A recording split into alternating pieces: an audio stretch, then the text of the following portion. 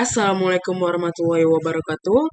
Perkenalkan, nama saya Mutiara Adeha dari 11 MIPA 5. Di sini saya mempunyai beberapa buku, namun buku yang tertarik untuk saya bahas adalah ciptaan dari Bagas Ali Prasetyo yang berkuliah di UNS. Dia ini seorang content creator juga. Dia mempunyai channel di YouTube, dia mempunyai Instagram, dia mempunyai TikTok, dia mempunyai Twitter, dan podcast di Spotify. Dia sering membahas tentang kegiatan atau perasaannya hari ini. Dia bercerita di Spotify, di YouTube, di Instagram. Banyak sekali kata-kata yang dia uraikan di media sosialnya. Dan ada yang dia ciptakan sebagai buku. Ini salah satunya. Tapi ada beberapa buku yang dia ciptakan. Contohnya seperti Night Talk Before Go to Sleep. Kedua ada Ariel dan Edera. Dan ketiga adalah Cerita Kapal Kertas. Cerita Kapal Kertas ini juga kemarin sempat tenar. Sempat naik namanya, booming banget. Sampai semua kalangan remaja atau suka baca novel atau cerita-cerita yang menarik. Itu semua borong di mana-mana. Saya juga kehabisan, saya nggak dapat. Saya hanya dapat ini.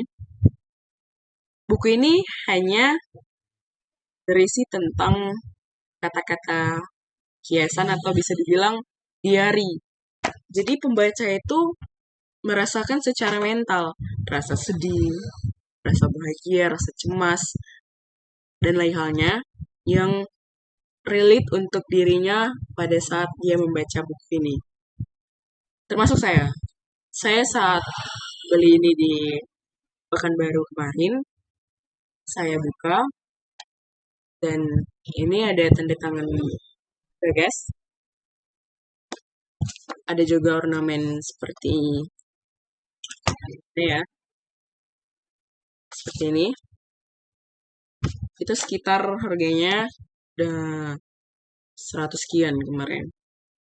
Saya lupa. Saya baca.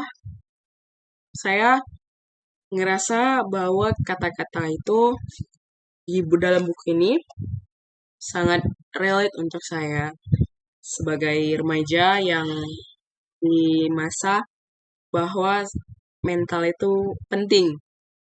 Karena remaja sekarang itu gampang terbawa perasaan, jadi remaja-remaja sekarang itu rentan depresi, juga lebih banyak kalangan remaja yang depresi tapi dia tidak bisa tersampaikan gitu. Di dalam buku ini, dia menuangkan semua perasaannya, perasaan dia sedang sedih, perasaan dia sedang kecewa, perasaan dia sedang bahagia, atau sedang kasmaran, atau sedang galau. Semua tertuang di sini.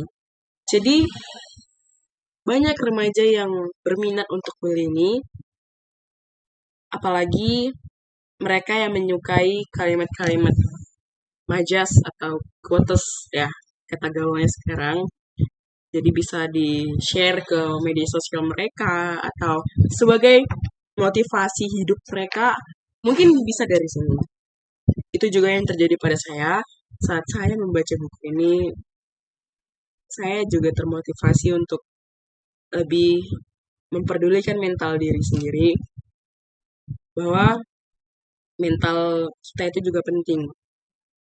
Di dalam buku ini juga tidak hanya sebuah huruf-huruf, namun ada juga gambar ilustrasi yang seperti ini.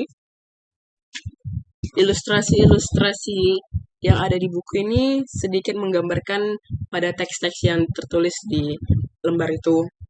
Jadi bisa membayangkan gimana ilustrasinya. Jadi pembaca bisa mendalami perasaannya ketika membaca buku ini.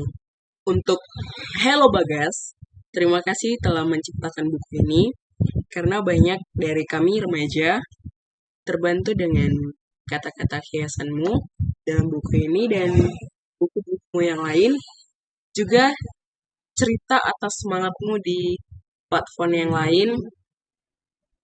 seperti itu, ataupun Spotify yang sering saya dengarkan podcastmu. Itu saja dari saya untuk membahas buku Nanti Juga Sembuh Sendiri. Terima kasih banyak telah mendengarkan. Wassalamualaikum warahmatullahi wabarakatuh.